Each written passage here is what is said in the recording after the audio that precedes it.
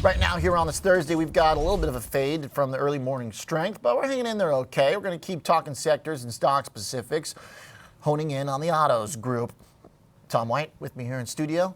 And Garrett Nelson joining us from CFRA, Vice President, Senior Equity Analyst. Garrett, good to see you again. Hey, let's first talk the big sell-off this morning in CarMax. Get that out of the way before we talk the fun stuff with Tesla. We were just at 52-week highs a couple weeks ago. What happened here with CarMax? That's right. Thanks for having me again. Reported a big miss this morning. Adjusted earnings came in at 32 cents. Consensus was at 45 cents. And year-over-year earnings here were down 27%.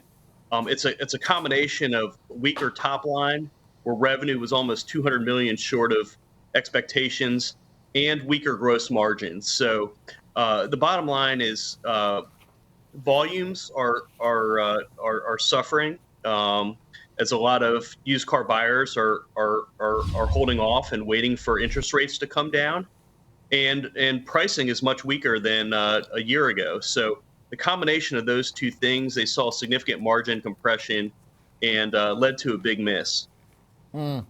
So our used car trade that was like booming a couple of years ago, has it officially peaked out? Yeah, we think so. Interest rates are just too high right now. According to DealerTrack and Cox Automotive, the average interest rate on an origination for a used car loan in February was 14.6%.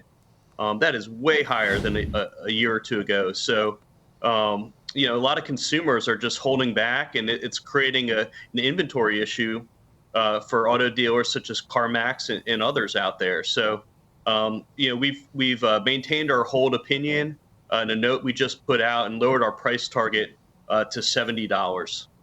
Okay. All right, so right now we're trading 70.53 for CarMax, so maybe some of this pain realized in the action today. Do they need to make any major changes, or is this just kind of a macro wave they got to try and ride it? Is there anything these companies can do right now? Cut costs, and we think that they will take steps to do that. CarMax and all the auto dealers. Remember that there was significant cost cutting in the early days of the pandemic with all the uncertainty and with when used car inventories ballooned before coming down and before the stimulus. So, we think they really have to cut costs to improve the bottom line. The top line, we just don't see any uplift here. We came into the year expecting maybe 6 rate cuts by the Fed, and now it's looking like maybe a couple, maybe none at all. So inflation is running hot. As we saw, the 3.5% inflation number still a far ways away from the Fed's target of 2%. And so, they're kind of in a bind. They really need rates to come down to stimulate car sales. Okay. It sounds like it might be a better time to buy a used car soon enough, Tom White. Hang with us, Garrett, because we're going to come back and talk some Tesla in a minute. Yeah. But let's talk CarMax here, Tom, because you're looking at the options. And, overall, it was a pretty reliable stock. It's not short of volatility, but this is a real blow-up today that puts into focus, I think, some of the stresses in the auto sector and the high-ticket items that customers are kind of backing away from. Yeah, and they extended when they're going to sell 2 million vehicles from 2026 to 2030. So not good guidance here. But to Garrett's point here, if you're looking at this implied volatility levels, even though the stock's down now on the year about 6-7%, but also down today, we're seeing that volatility crush post-earnings because the event risk is gone, right? So what type of strategy works in that type of environment? Well, I looked at a calendar spread. And I picked a different strike here. I used a 75 strike, really short-term positioning. Just looked out to the May monthly cycle, so about 36 days to expiration by the 75 strike call. Now, you can put this based on what your assumption is for the stock over the next month. You can put this on any strike you want, but I used a 75 strike. The stock was just below 75, now starting to fall below 70. But if you buy that 75 strike in the May option series, and then sell the near-term April 19th monthly options on that same 75 strike. So you've got a 1 month wide call calendar to the upside. You're paying roughly about $1 debit for it. So there's your risk.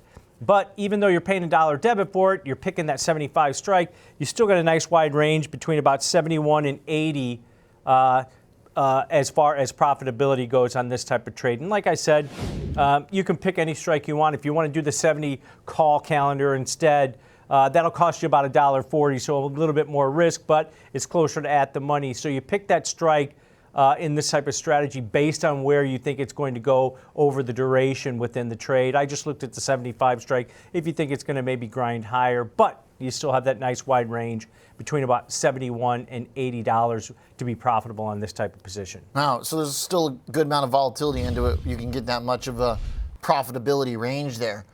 Yeah, well, I mean, that's a pretty wide range. It is a nice wide range, and if implied volatility expands, that'll expand the price of the calendar, and you have that ability to roll that short option as you get closer to expiration in the April 19th options on the ones that you sold over the next 8 days.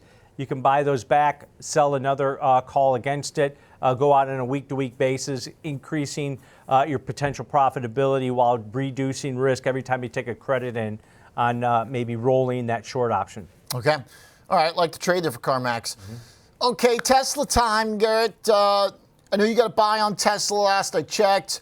We're really holding on to these one-year lows. I guess you think we might be able to firm up and rally from here, or what needs to happen to get this stock back in the good graces of investors who are willing to buy up growth tech companies, just not Tesla, for more than a year running? That's right. We still have a buy. And, coming into this year, the setup was the stock had more than doubled last year. And so, given the historic volatility of Tesla shares, a pullback of the magnitude of 20, 30% or even more, which is what's happened so far this year with the stock, is not out of the realm of what we've seen over the last several years. And so that's what's happened.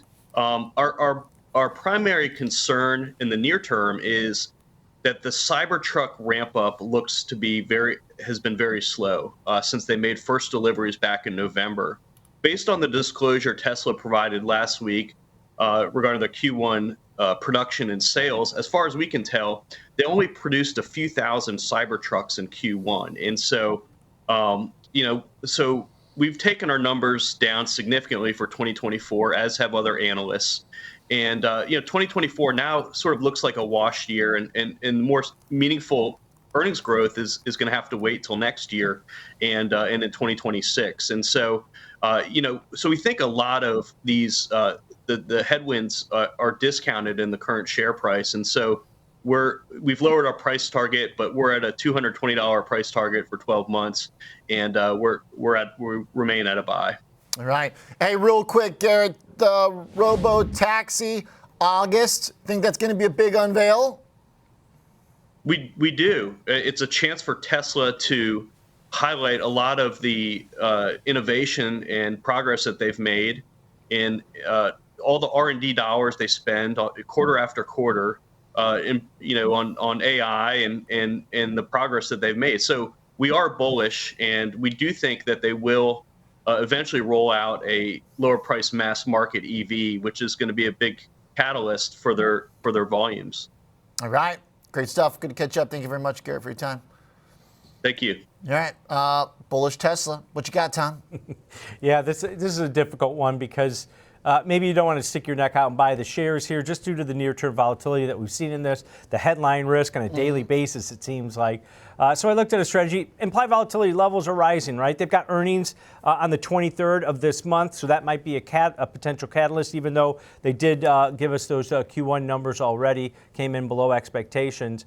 So I looked at a strategy where I can sell something on the downside and the put side, where I can collect a big hefty credit due to that higher implied volatility levels while still giving myself a cushion before I get hurt on this type of trade. So I looked at a cash secured put in here in Tesla. Went out to the May monthly cycle. So 36 days to expiration. So you got just over a month on this one. And I looked at just selling a downside put in the May series, selling the 160 strike put. I've got here on the risk profile that you're collecting a $6 credit. It's closer to $7 because the stock has pulled back from those early session highs. But if you collect that $6 credit or whatever it is, it'll take your break even down to 154. Now, that's about, from the stock where it's trading 170 right now, you got over $15 to the downside as far as a cushion goes. Okay. Now you got to be comfortable owning the shares if you're going to keep this short put held, and the stock falls below 160. Because if we cut below the low, I mean, things could move quickly. You could hit that strike pretty fast. $10 on Tesla. But if you're really bullish on Tesla and you've been waiting to get into the shares, sure, just collect the premium. Yeah, collect the premium if it stays above 160. If it goes below 160, you're buying it at a big, steep discount of over $15 to the downside on that type of trade. So that's the way that you have to look at it. Like, hey, I'm willing to own the shares, or I just want to collect a nice, hefty premium on this due to the higher implied volatility level. Okay. All right. Makes sense. I like that trade for Tesla. Okay. Thanks, Tom White, for the trades in the auto group. Thanks, Garrett Nelson from CFRA.